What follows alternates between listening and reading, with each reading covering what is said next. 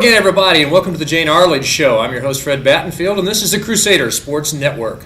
Well, Coach Arledge, it's been quite a roller coaster ride the last few weeks for the Crusaders. You've had a couple of games on the plus side, a couple on the negative side. What's been happening with the team this last week? I wish I could figure it out. We'll play really good for a couple of games, and then we go on a backslide and we don't execute and do the things it takes to win a ball game. We're playing some good teams, and it's kind of frustrating when you play good for 2 games in a row and then you play bad for 2 games in a row. You feel like, of course, I feel like anytime we lose, we're playing pretty bad. So. Well, you've had some really tight games with some really, really good opponents lately, so there has to be some element of what can we do to get over those 3-point losses and things like that you've been working on. Right. We worked on, yesterday in practice, they worked on winning a close game, tight. We just practice, keep going back to some fundamentals, doing things. Sometimes it's just a matter of shooting the ball. We've got a couple of our guards in a shooting slump right now they just need to climb out of. Okay, but once you get them out of the slump, it really kind of might reflect a little bit on the youth of your team. You do have a lot of really young players on this squad that are just now playing a lot more than a lot of freshmen normally would. Right. We've got 3 freshmen that are we're relying on a lot right now. And it seems like it's a slump to them, and they get all frustrated, even some of my sophomores, but they got to dig out, and this time of year it's time to play. Let's talk about some of those freshmen. Who's been stepping up lately? Carly Stash had a great game the other night. She kept us in the game against Brevard. I think she had 24 points, and all those were almost from the 3-point line. Shooting the ball really well, so we were glad to see that. Erin Gray, we expect her to work hard at the post position. And then I've got Christina Carlos, who's she's starting for us now, doing a great job, starting at the second point guard, or not the second guard, and she's also backup point guard, doing some really good things with her speed, taking the ball to the hole, breaking presses. Teams are having a hard time pressing us with her with the ball in her hands. Okay, but I think the real key to your team seems to be the play of Amanda Milner.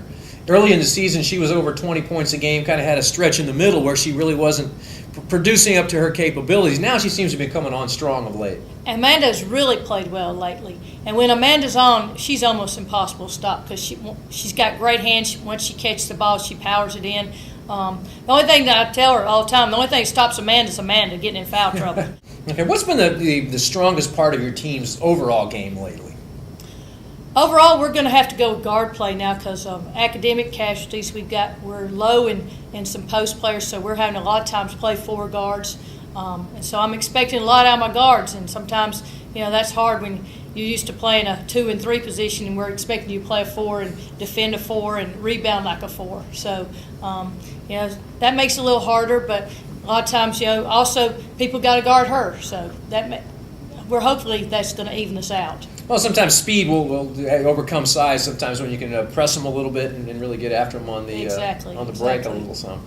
Well, let's talk about something besides the players. Let's talk about a gentleman who's kind of behind the scenes in your program. Let's talk about Scott Moore, what he does for your program. Scott's an excellent assistant. He's been working incredibly hard.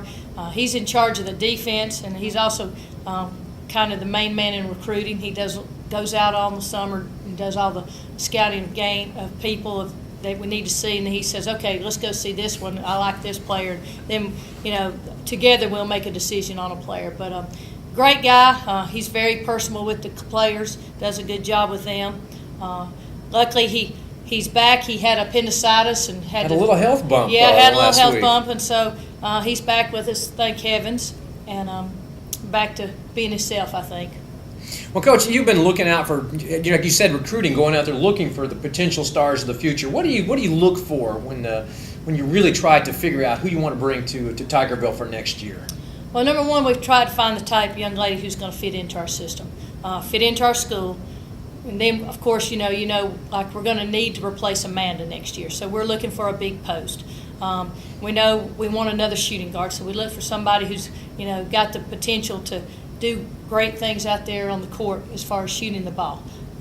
You want people who are going to fit into your team and be a part of the team and accept the team and the team accept them. So, you have to look at all the variables out there that make recruiting so much fun. Having a great coach helps, of course. Oh, well, thank you. Absolutely.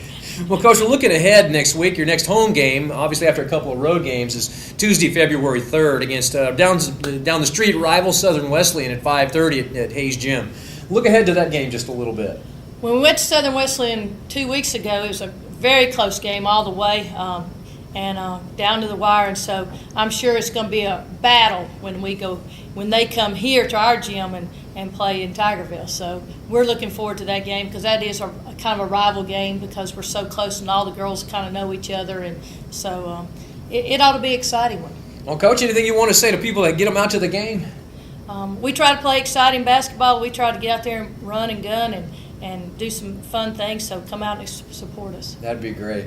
Well, like I said, next home game is Tuesday, February 3rd against Southern Wesleyan at Hayes Gymnasium. That's always the time we have for the Coach Jayne Arledge show this time around. I'm Fred Battenfield, and this is the Crusader Sports Network.